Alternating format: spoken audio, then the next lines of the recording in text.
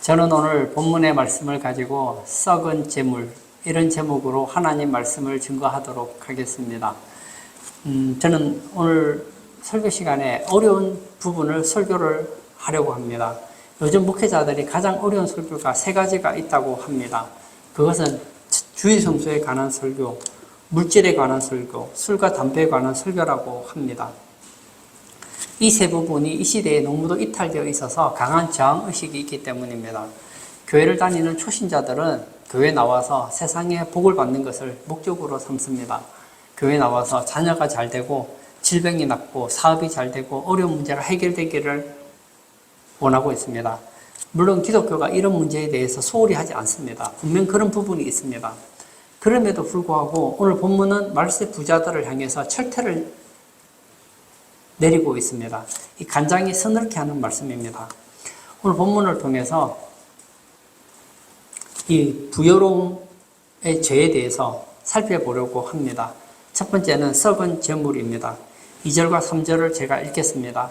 너희 재물은 썩었고 너희 옷은 좀먹었으며 너희 금과 은은 녹이 슬었으니 이 녹이 너희에게 증거가 되며 불같이 너희 쌀을 먹으리라. 너희가 말세에 재물을 쌓았도다. 오늘 본문에 보면 재물, 옷, 금과 은이 나옵니다. 이 당시에 부자의 상징이 몇 가지가 있습니다. 그게 뭘까요? 첫 번째는 화려한 옷입니다. 두 번째는 금과 은의 귀금속입니다. 세 번째는 각종 재물입니다. 근데 오늘 본문은 어떻게 얘기하고 있습니까? 재물은 썩었대요. 옷은 좀 먹었답니다. 그리고 금과 은은 녹이 슬었답니다. 옷이 좀 먹었다는 것은 사용하지 않아서 썩었다는 거예요.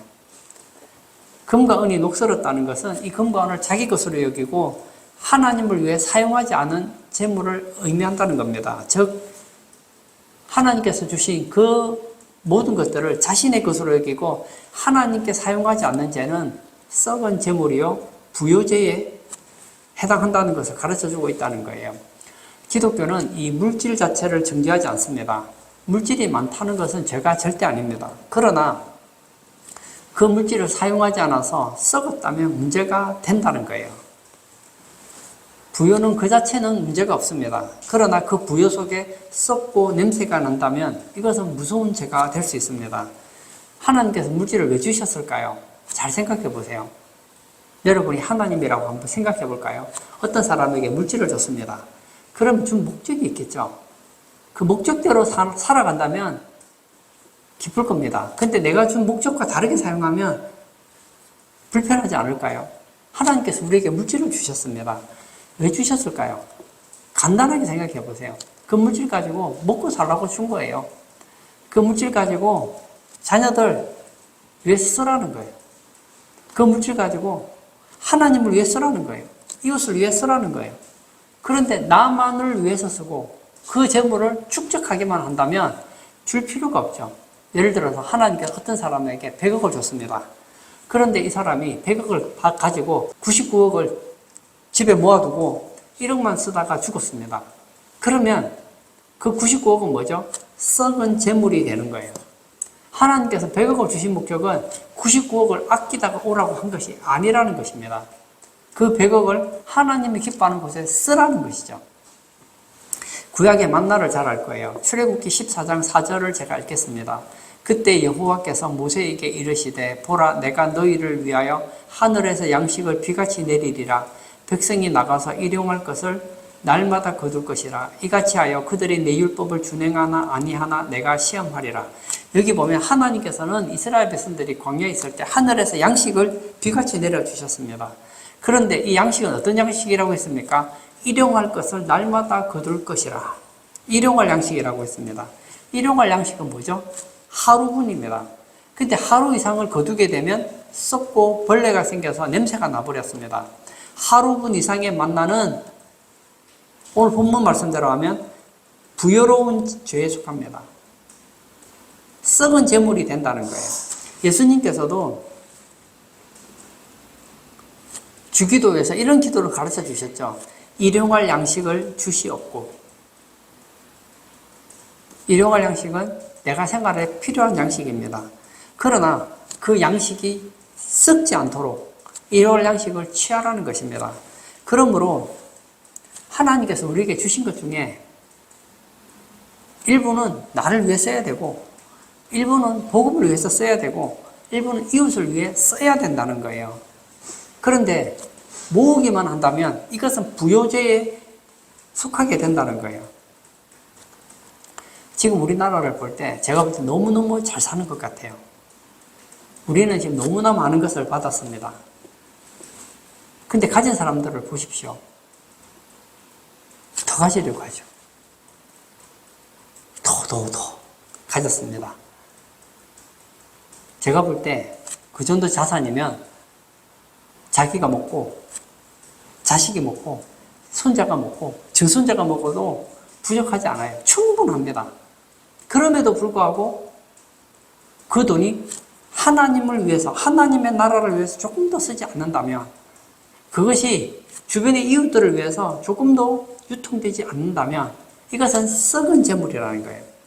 재물은 아람어로 마모나라고 합니다. 이 마모나라는 단어는 재물을 뜻하는데 특히 탐욕스럽고 우상화된 부를 말하고 있습니다.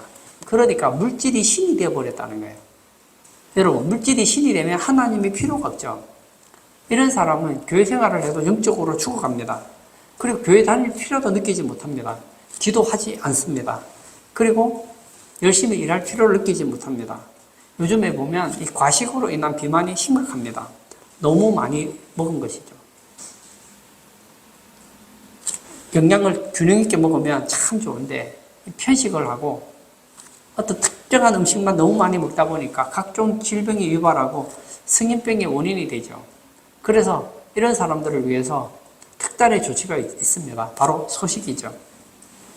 소식의 장점이 무엇입니까? 면역력을 길러주고 활성화시켜줍니다. 육체 활동을 촉진시켜주죠. 여러 가지 호르몬 효과를 보존시켜줍니다. 근육의 힘과 세포막 신장의 기능을 보존해줍니다. 고혈압이 떨어지고 콜레스테롤을 조절하는 데 기여해줍니다. 기억력 상실을 방지해주고 스트레스에 대한 저항력을 강화해줍니다. 물질도 마찬가지입니다. 적당히 소유해야죠.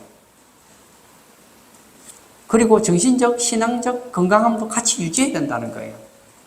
그런데 너무 돈에 목숨 걸다 보면 이 감사한 삶을 잊기 쉽다는 거예요. 오늘날 우리 성도들은 문제가 있습니다. 뭐죠? 너무 소유해서 영적 비만이 심각하다는 거예요. 이런 성도에게는 소식이 절대적으로 필요합니다. 일용할 양식이 무엇입니까? 하나님이 우리가 살라고 주신 거예요. 누가 주신 겁니까? 하나님이 주신 거예요. 그러면 그 물질은 누구 것이죠? 여러분 게 아니에요. 하나님 것이죠. 우리는 신앙의 무소유 입장을 가져야 됩니다. 무소유라는 것은 아무것도 가지고 있지 말라는 것을 의미하지 않습니다. 무소유라는 것은 내 것이 아니라는 겁니다. 하나님이 주신 것이에요. 이것을 잊으시면 안 된다는 거예요. 하나님께 10억을 주시든 100억을 주시든 1000억을 주시든 뭐 조단위를 주시든 이건 내 것이 아니다. 무소유. 이 중에 일부는 나를 위해 쓰고 그리고 하나님이 기뻐하는 곳에 그 물질을 쓰겠다. 나는 이 재물을 좀먹게 하지 않겠다. 녹슬게 하지 않겠다. 그런 마음이 필요하다는 거예요. 모으기만 하면 정말 행복할까요? 여러분, 뷔페 가보셨죠? 뷔페 가면은 음식이 얼마나 많습니까? 저도 어릴 때, 집에서 평범하게 식사하다가 뷔페를 가서 먹어봤더니 반찬이 많잖아요. 집에서 평소에 먹지 못하던 그런 음식을 먹으니까 얼마나 맛있는지 몰라요. 그래서 뷔페 가면 막 한 번 가고, 두 번 가고, 세 번 가고, 네 번 갔던 기억이 있어요. 오면 막 배가 막 불룩해서 그렇게 왔던 기억이 나요. 근데 신기한 게 뷔페가 그렇게 맛있었는데 한 번 가고, 두 번 가고, 세 번 가고, 네 번 가면 어떻습니까? 이제는 옛날같이 그렇게 맛있지가 않습니다. 여러분, 적당히 해야 좋은 거예요. 한 번씩 별식을 해야 맛있는 것이지 날마다 별식하면 맛있지 않습니다. 오히려 합병증이 온다는 거예요. 오늘 예배 참석하신 사랑하는 성도님, 저는 여러분들이 하나님께서 주신 재물을 썩히지 않기를 바랍니다. 여러분 쓰지 않는 거 있잖아요. 기부하십시오. 사람들 만나면 얻어먹으려고 하지 마시고 좀 대접하십시오. 그리고 여러분 주변에 어려운 사람이 있으면 여러분의 지갑을 좀 여십시오. 교회도 여러분의 가진 자산의 일부를 하나님께 기쁨으로 헌금하시기 바랍니다. 그럴 때 하나님께서 얼마나 기뻐하시겠습니까? 두 번째, 부요죄의 결과입니다. 1절을 먼저 제가 읽겠습니다. 들으라 부한자들아 너희에게 임할 고생으로 말미암아 울고 통곡하라. 이런 부요죄를 지으면 어떻게 된답니까? 너희에게 임할 고생이 온다는 거예요. 여러분, 돈 많다고 꼭 좋은 게 아니에요. 썩은 재물이 많으면 그의 인생에 고생이 임합니다. 3절을 제가 또 읽겠습니다. 너희 금과 은은 녹이 쓸었으니 이 녹이 너희에게 증거가 되며 불같이 너희 쌀을 먹으리라. 너희가 말세에 재물을 쌓았도다. 재물을 쌓기만 하는 사람. 그랬더니 금과 은이 녹았고 금과 은이 녹이 쓸었고 이 녹이 증거가 되며 불같이 너희의 쌀을 먹으리라고 얘기하고 있습니다. 5절도 제가 또 읽겠습니다. 너희가 땅에서 사치하고 방종하여 사륙의 날에 너희 마음을 살찌게 하였도다. 썩은 재물을 많이 가지고 있으면 땅에서 뭘 하게 됩니까? 사치하고 방종하게 된다는 거예요. 여러분, 물질의 부요죄는 두 가지 결과를 낳게 됩니다. 첫 번째는 바로 이 사치와 방종의 생활을 하게 된다는 거예요. 이런 사치와 방종의 생활을 하니 마지막 때는 무서운 심판, 불같이 살을 먹히게 된다는 거예요. 임할 고생이 온다는 거예요. 물질로 인해서 큰 고통이 온다는 겁니다. 방종이라는 것은 잔치를 베풀고 즐기는 생활입니다. 그러니까 세상에 취해버린 거예요. 오늘 본문에서 말하는 이 살육의 날은 재림, 심판의 날을 말합니다. 불같은 살을 먹는다는 것은 무서운 심판의 형편을 말하고 있습니다. 부요죄는 이 땅에서 도취되어 타락하게 살게 되면 주님이 재림하시는 날 무서운 지옥불 심판을 받게 된다는 것을 의미하고 있습니다. 사랑하는 성도 여러분, 성경은 사실 그대로입니다. 우리가 이 부요죄를 짓게 되면 이 부요죄는 이 땅에서 일시적인 아스피린 효과를 줄지는 모르겠습니다. 일시적으로는 기쁨을 줄지 몰라요. 그러나 뭐가 있다는 겁니까? 영원한 심판이 있다는 거예요. 재물은 우리에게 아스피린 효과를 줘서 이 땅에서 잠깐 향락을 누리게 할 수는 있습니다. 약간의 안정을 줄 수는 있습니다. 그러나 삶의 최후에는 하나님의 심판을 받게 된다는 거예요. 여러분, 예수님께서는 이 재물에 대해서 이미 잘 알고 계셨어요. 재물은 있어도 되고 없어도 되는 것이 아니다. 재물은 신앙인들에게 얼마나 절대적으로 필요한 것이며 영향력이 있는지를 잘 알고 계셨어요. 예수님께서 어떻게 말씀하셨습니까? 너희가 하나님과 재물을 겸하여 섬길 수 없다. 하나님을 섬기든 재물을 섬기든 우리는 하나님과 재물을 소중하게 여길 수밖에 없는 존재들이라는 거예요. 재물이 무엇입니까? 인생을 살아가기 위해서 필요한 모든 것입니다. 예를 들어 볼까요? 옷이 떨어지면 옷을 사야 되겠죠. 어디 나가려면 신을 사야 되겠죠. 저 같으면 안경을 써야 되겠죠. 그리고 뭐 머리가 자라면 머리도 잘라야 되겠죠. 그리고 가려면 또 차비도 있어야 되겠죠. 차도 있어야 되겠죠. 이 모든 것이 무엇으로 가능합니까? 돈으로 해결되잖아요. 오늘 본문 말씀대로 하면 재물로 이 문제가 해결이 됩니다.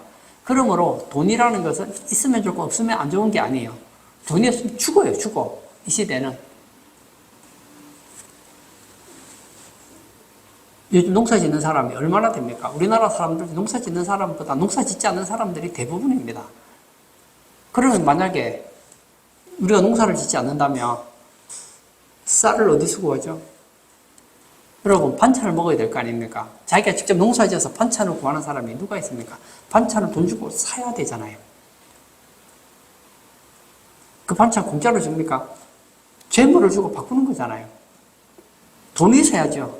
그러므로 돈은 얼마나 필요한지 모릅니다. 그런데 안타까운 것은 재물은 우리가 이 세상을 살아가는데 너무나 필요한 것임에도 분명하지만 그러나 그 재물에 취하다 보면 신앙을 잃어버리게 된다는 거예요. 누가복음 16장에 보면 부자와 나사로 이야기가 나옵니다. 여기 뭐 한 부자가 나옵니다. 그는 얼마나 부자인지 모릅니다.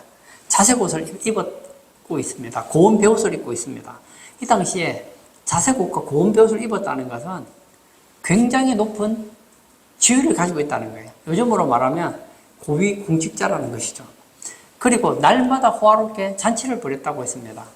여러분, 잘은 몰라도요, 잔치는 혼자 사는 게 잔치가 아니잖아요.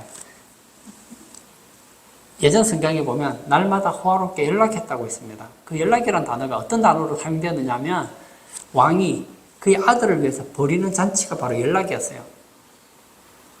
그러니까 여기서 잔치한다는 건 그냥 뭐 동네 사람 한 5명 모아놓고 하는 그런 게 아니에요. 요즘으로 치면 잔치한다 그러면 최소한 수십 명, 수백 명 모아놓고 그 사람들과 함께 파티를 벌이는 거예요.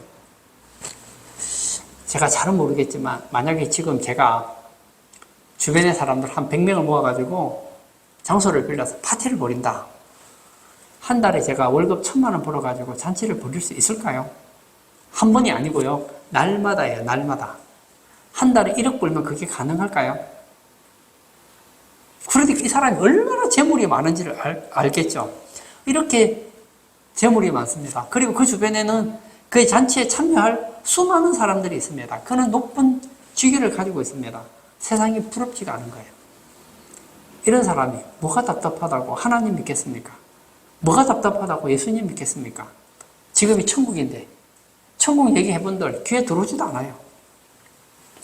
그런데 그 사람 집 앞에 아주 가난한 한 사나이가 있습니다. 나사로. 그는 너무 가난해서 먹을 것이 없습니다. 이 부자는 날마다 호화롭게 잔치를 하는데 이 나사로는 그 잔치에 초대를 받지 못합니다. 밖에 있어요. 그래서 잔치하다 보면은 음식이 떨어지잖아요. 그럼 떨어진 음식은 먹지 않지 않습니까? 그럼 그 떨어진 음식으로 배를 채웠다고 했습니다. 결국 이 나사로는 병들어서 죽게 되죠. 인생이 참 불공평한 것 같아요. 똑같이 태어났는데 어떤 사람은 똑똑하고 어떤 사람은 똑똑하지 않아요. 어떤 사람은 건강하고 어떤 사람은 병듭니다.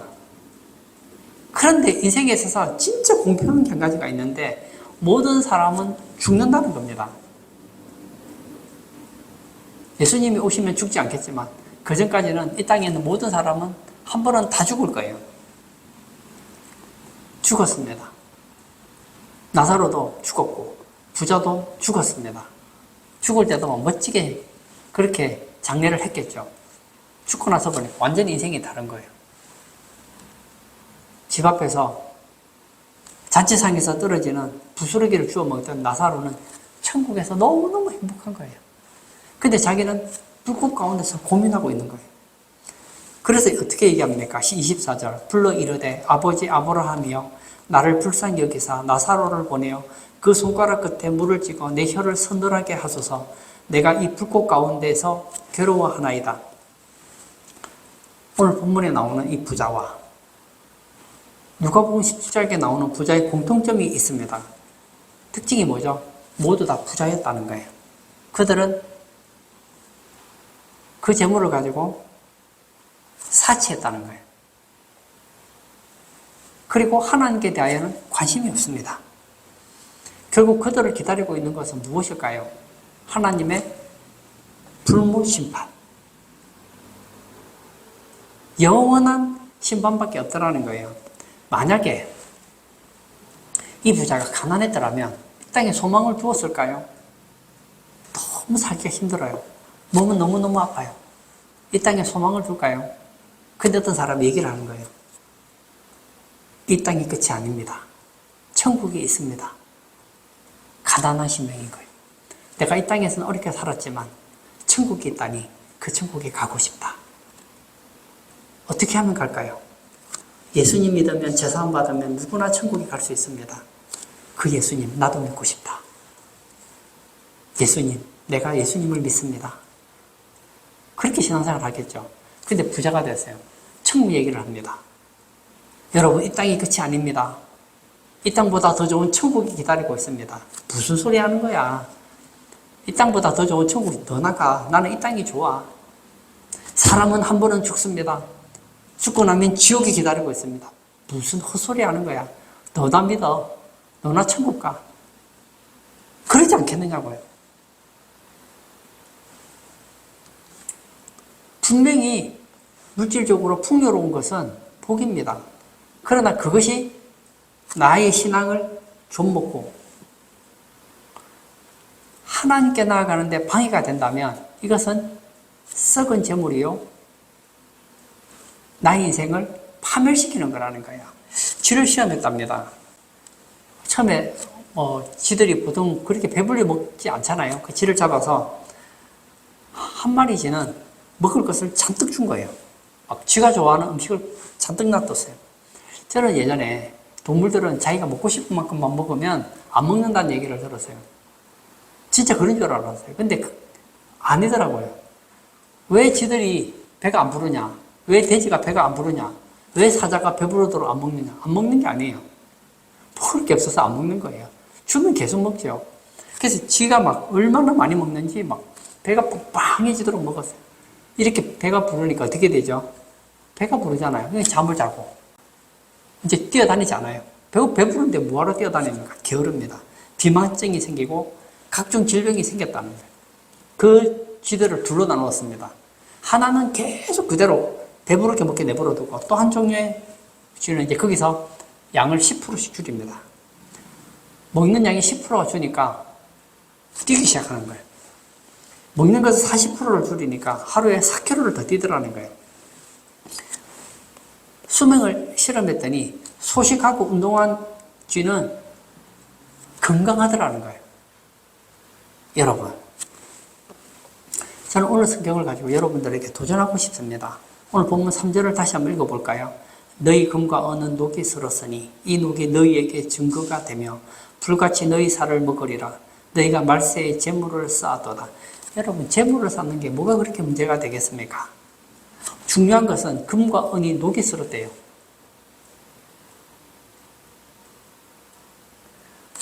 여러분, 금은 녹이 슬지 않잖아요. 녹이 쓴다는 말이 무슨 얘기입니까? 옷이 좀 먹는다는 것이 대체 무슨 얘기입니까? 옷장에 옷을 놔두고 쓰지 않는다는 거 아니겠습니까? 하나님께서 금을 주시고 은을 주셨는데 금을 쓰지 않고 은을 쓰지 않는 거예요. 왜 쓰지 않을까요? 돈 모으는 재미가 있는 거예요. 저는 아직까지 그 재미는 잘 모르겠는데요. 돈을 버는 사람은 돈 버는 맛이 있대요. 그래서 그 돈을 못 쓰는 거예요. 그랬더니 그 금과 은이 뭐라고요? 녹이 슬고 이것이 증거가 되는 거예요. 물질을 잘못 썼다는 증거가 되고 이것이 살을 먹게 된다는 거예요. 기억하십시오. 일용할 양식만이 우리의 것입니다. 하나님께서 우리에게 재물을 주셨을 때 일용할 양식은 우리의 것이지만 그 외의 것은 우리 것이 아닙니다. 이것을 기억하셔야 돼요. 많은 사람들은 내가 돈 벌면 다 내 것이라고 생각합니다. 예, 맞아요. 우리나라에서 법적으로는 여러분 것이 맞습니다. 그러나 신앙의 입장에서 볼 때 여러분 것 아닙니다. 그 중에는 하나님의 것이 있습니다. 이웃의 것이 있다는 거예요. 하나님께 여러분에게 주신 그것을 가지고 여러분만을 위해서 사용하려고 하다 보면 방종하고 사치하고 결국은 여러분을 위해서 심판밖에 기다리지 않는다는 것을 기억하시기 바랍니다. 물질에 마음을 쏟다 보면 하나님이 필요가 없어져요. 우리는 언젠가 주님 앞에 심판을 받게 될 것입니다. 그때에 녹슨 재물, 썩은 재물, 좀먹은 재물로 인하여서 주님께 책망 듣지 않는 복된 성도님 다 되시길 축복합니다. 세 번째, 부요죄에 대한 대책입니다. 1절을 한번 볼까요? 들으라 부한자들아 너희에게 임할 고생으로 말미암아 울고 통곡하라. 첫 번째는 뭘 하고 있습니까? 그렇게 재물을 모으면 그리고 그 재물을 그렇게 사치하고 방종하는 곳에 다 쓰게 되면 너희에게 고생이 임할 거야. 그러니 울고 통곡하라. 재물을 잘못 쓴 것을 가지고 회개하라는 거예요. 4절도 볼까요? 보라 너희 밭에서 추수한 풋꾼에게 주지 아니한 싹시 소리 지르며 그 추수한 자의 우는 소리가 만군의 주의 귀에 들렸느니라. 자, 나는 돈이 많아요. 땅이 많아요. 그러면 밭이 있겠죠. 밭에 사람들을 불러서 일을 시켰습니다. 일을 합니다. 그러면 임금을 줘야 되잖아요. 근데 여러분 잘 생각해 보세요. 내가 100가마를 가졌는데 그 중에서 인부들에게 1가마, 2가마 나눠줄수록 내 곡식의 양은 줄어들잖아요. 그런데 내 곡식의 양을 지키는 방법이 있죠. 어떻게 하면 되죠? 안 주면 돼요. 미루면 돼요. 조금이라도 미루면 내 곡식의 양은 더 많아지잖아요. 그랬더니 그 추수한 자의 우는 소리가 만군의 주에게 들리더라는 거예요. 오늘 본문은 2가지 해결책을 줍니다. 첫 번째는 이 말 고생을 인하여 울고 통곡하라. 두 번째는 추수꾼에게 싹을 주어라. 오늘 본문은 부여로운 자들을 심판하기 위해 기록된 것이 아닙니다. 그들에게 죄의 모습과 그 결과를 미리 알려주어서 막기 위한 거예요. 썩은 재물로 인하여서 하나님의 심판을 받고 고난당하지 말라고 해결책을 주는 거예요. 저는 여러분들이 물질 관리를 잘 하시기를 바랍니다. 만약에 여러분이 물질 관리를 잘 못하고 있다면 오늘 본문 말씀처럼 울고 통곡해야 됩니다. 회개하라는 것이죠. 추수꾼에게 품삯을 주라는 것은 내 돈이 아닌 것처럼 취급해야 된다는 거예요. 사랑하는 성도 여러분, 하나님은 죄를 미워하십니다. 저와는 원수가 되십니다. 그런데 회개한 죄는 용서하세요. 이사야 1장 18절 제가 읽어볼까요? 여호와께서 말씀하시되 오라 우리가 서로 변론하자. 너희 죄가 주홍 같을지라도 눈과 같이 희어질 것이요 진홍같이 붉을지라도 양털같이 희게 되리라. 무슨 얘기입니까? 우리가 하나님 앞에 회개하면 우리의 죄가 흰눈같이 양털같이 하나도 없는 것처럼 여김을 받는다는 거예요. 회개는 영적인 모든 질병에 대한 만병통치약이라고 할 수 있습니다. 불심판을 받아서 영원히 고통당할 부요죄에 대한 유일한 특효약이 바로 회개입니다. 누가복음 16장에 부자와 나사로 이야기해서 이 부자가 지옥에서 한 가지를 깨닫습니다. 내가 그때 회개만 했더라면 얼마나 좋았을까. 그래서 아브라함에게 부탁을 하죠. 우리 집에 아직 형제들이 있는데 형제들에게 나사로를 보내서 이제 좀 회개하도록 기회를 주셨으면 좋겠습니다. 그러자 아브라함이 뭐라고 얘기하죠? 아니다. 그들에겐 또 다른 선지자가 있으니까 그들의 말을 들으면 된다. 그랬더니 부자가 하는 얘기가 있죠. 아닙니다. 나사로를 보내면 그들이 회개할 것입니다. 부자가 왜 지옥 갔습니까? 한마디로 말하면 회개 안 한 거예요. 회개만 했더라면 살았다는 거예요. 그리고 추수꾼의 품삯을 주라는 거예요.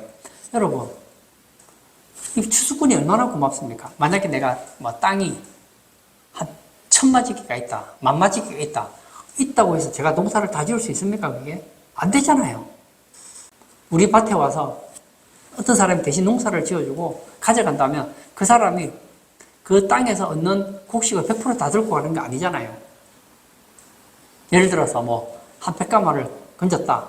그럼 만약에 50가마를 그 사람한테 주고 내가 50가마를 가진다면 그래도 50%는 남잖아요. 그 사람에게 80% 주고 내가 20% 가진다고 하더라 20%는 남잖아요. 그래 나는 그 사람들보다 땅이 많으니까 가만히 있어도 점점 더 부자가 된다는 거예요. 내가 다른 사람보다 땅이 많다는 게 얼마나 큰 복입니까? 어차피 하루에 3끼밖에 못 먹잖아요. 창고에 곡식이 쌓여도 하루 3끼밖에 못 먹어요. 그리고 요즘과는 다르지만 그 당시에는 곡식이 많으면 뭐든지 할 수 있거든요. 평생 쓰고도 남을 자산이 있습니다. 그런데 그 돈 좀 더 모으겠다고 추수꾼에게 싹을 주지 않는다면 얼마나 불의하냐는 거예요. 오늘 본문의 6절에 보면 이 품꾼을 옳은 자라고 했습니다. 이 품꾼 중에는 정말 신앙생활을 잘하고 하나님 앞에 바르게 살려고 하는 자들도 있어요. 하나님 의지하고 살아가는 사람도 있어요. 그런데 그런 사람을 억울하게 국식을 주지 않으면 어떡합니까? 이 사람들은 요즘에 우리는 월급을 받지만 이 당시 사람들은 일당을 받거든요. 그날 받은 돈 가지고 그 다음날 먹고 사는 거예요. 가난한 사람들이에요. 만약 오늘 일당을 주지 않으면 그 사람은 오늘 배고파져야 된다고요. 그리고 영적으로 한번 생각해 볼까요? 이 추수꾼, 이 의로운 자는 대체 누구를 말할까요? 바로 주의 종이라고 할 수 있습니다. 마지막에 영적인 추수를 하려고 하는데 만약 목회자가 교회에서 사례비를 주지 않으면 영적인 추수를 어떻게 하겠습니까? 그러므로 우리는 두 가지를 생각해야 됩니다. 문자적으로 보면 여러분을 위해서 일하는 사람, 아니 여러분이 사장이거나 어떤 사람에게 돈을 줘야 될 사정이 있다면 지불하시라고요. 돈이 있으면 자꾸 미루지 마시고, 그리고 교회 나와서 헌금 생활을 바로 하시라는 거예요. 양은 정기적으로 털이 자라면 깎아줘야 합니다. 깎아주지 않으면 그 털이 살을 찔러서 오히려 양이 힘들어진다는 거예요. 물질도 그렇습니다. 물질이 많은 게 나쁜 건 아니에요. 그러나 어느 정도 물질이 있으면 물질을 깎아야 돼요. 계속 다고 자기만을 위해 쌓으면 이것은 썩은 재물이 되고 하나님께 심판받는 고난의 재물이 된다는 거예요. 제가 예전에 좋아하는 말이 있습니다. 천석군은 1000가지 걱정이 있고 만석군은 10,000가지 걱정이 있대요. 저는 뭐 부자가 되보지 않아서 잘 모르겠는데 저는 부자들의 삶을 몰라도 저는 아는 게 있습니다. 자기밖에 모르는 부자는 우리가 모르는 고민이 많아요. 그러나 저는 이것도 알고 있어요. 하나님이 기뻐하는 그런 부자는 하나님께서 그 재물에 근심을 주지 않는답니다. 여러분, 세상엔 두 가지 부자가 있어요. 재물이 많아질수록 근심이 많아지는 부자가 있고 재물이 많아져도 근심이 없는 부자가 있습니다. 여러분, 어떤 부자가 되고 싶으십니까? 재물이 많아졌어요. 1억이 생기니까 1억만큼 근심이 있네요. 10억이 생기니까 10억만큼 근심이 있네요. 100억이 생기니까 100억만큼 근심이 있네요. 이런 부자 정말 되고 싶으십니까? 이런 부자의 특징이 뭐죠? 그의 재물은 썩은 재물이라는 거예요. 부요의 죄를 가지고 있다는 거예요. 그 사람들은 그 재물을 가지고 기껏 한다는 것이 사치하고 방종하는 것밖에 없다는 거예요. 여러분, 어차피 우리가 재물을 아무리 모아둔들 그 재물을 가지고 영원히 사는 사람은 없습니다. 그러므로 우리는 지혜롭게 돈을 써야 됩니다. 언젠가 나는 죽는다. 그 재물을 어떻게 쓸 것인지를 생각하십시오. 돈을 버는 것도 어렵지만 쓰는 것은 더욱 어렵습니다. 여러분이 기껏 생각하는 것이 나는 돈을 많이 벌 거야. 그리고 그 돈 벌어서 죽을 때 자식한테 다 물려주겠다. 가난한 거예요. 썩은 재물이에요. 여러분 그러지 마세요. 여러분의 재물의 일부는 여러분을 위해 쓰십시오. 일부는 자녀를 위해 쓰십시오. 그리고 그 재물의 일부는 하나님의 나라를 위해서 쓰시라는 거예요. 마태복음 6장 20절입니다. 오직 너희를 위하여 보물을 하늘에 쌓아두라. 거기는 좀이나 동록이 해하지 못하며 도둑이 구멍을 뚫지도 못하고 도둑질도 못하느니라. 만약에 나만을 위해서 돈을 쓰면 욕을 할 사람은 없어요. 자기 돈 자기가 쓰겠다는데 누가 뭐라 하겠어요. 내가 평생 돈만 모으다가 죽겠다는데 누가 말리겠어요. 그런데 이 재물은 뭐죠? 좀이나 동록이 해한 돈입니다. 죽으면 끝이에요. 어차피 죽으면 가져가지도 못할 돈이잖아요. 그러나 그 돈을 가지고 하늘에 쌓아둘 수는 있어요. 여러분, 어차피 가지고 갈 수 없는 재물이라면 그 재물을 가지고 하나님의 나라를 위해서 쌓아두면 얼마나 좋습니까? 요즘 사람들이 노후를 많이 생각해요. 그래서 뭘 하죠? 보험을 많이 들잖아요. 내가 지금은 건강하지만 혹시라도 늙어서 암이 걸리면 어떡할까? 그래서 암보험을 들어요. 지금은 건강하지만 나중에 치매 걸리면 어떡할까? 치매보험도 들고. 혹시 지금은 괜찮은데 화재가 나면 어떡할까? 화재보험도 들고. 혹시 미래에 생길 리스크를 대비하기 위해서 돈이 있을 때 거기에 투자를 하잖아요. 그런데 왜 여러분이 갈 천국에 대해서는 투자를 하지 않으십니까? 이 땅에서 투자는요, 죽으면 다 끝이에요. 그러나 천국을 위한 투자는 영원한 투자요. 영원한 보상으로 다가올 텐데요.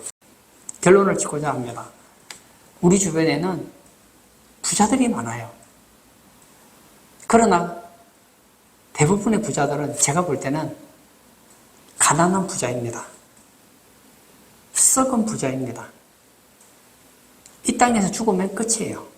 그러나 거룩한 부자도 있습니다.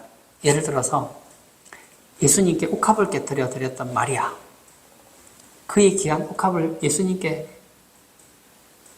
깨뜨려서 발을 씻어 드리잖아요. 저는 아직 천국에 가보지 않았지만 가면 마리아는 하늘나라에서 부자일 거예요. 예수님께서 예루살렘을 입성할 때 메인 나귀를 예수님께 드렸던 무명인이 있습니다. 그분도 주님께서는 그 상을 갚아주실 거라고 믿어요. 자기의 무덤을 예수님께 드렸던 아리마대 요셉, 생활비 전부를 하나님께 헌금을 드렸던 두 렙돈의 과부, 밭을 팔아서 사도들 앞에 드렸던 바나바, 자기의 집을 유럽 최초 교회인 빌립보 교회가 되게 한 루디아, 이런 사람들, 그들은 이 땅에서도 부자였지만 천국에서도 부자였어요. 위대한 부자가 되는 방법이 있습니다. 무소유 신앙을 가져야 됩니다. 내 것이라고 생각하면 쓰는 게 아까워요. 내 것이 아니다. 이것은 하나님께서 맡겨놓으신 것이다. 이 돈을 이 땅에서 쓰다가 가야 된다. 하나님이 기뻐하는 곳에 쓰다가 가련다. 그래서 썩은 부자가 아니라 거룩한 부자.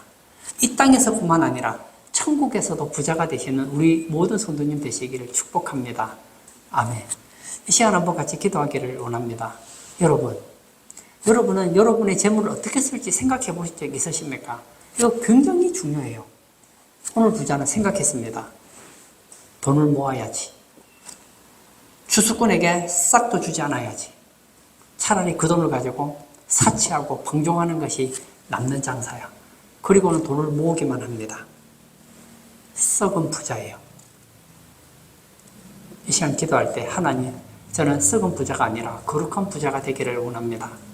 내가 이 세상을 떠나는 날, 이 재물이 하늘의 상급으로 쌓이는 그런 거룩한 부자, 진짜 부자, 이 땅과 천국의 부자가 되게 해달라고 우리 다 같이 기도하도록 하겠습니다.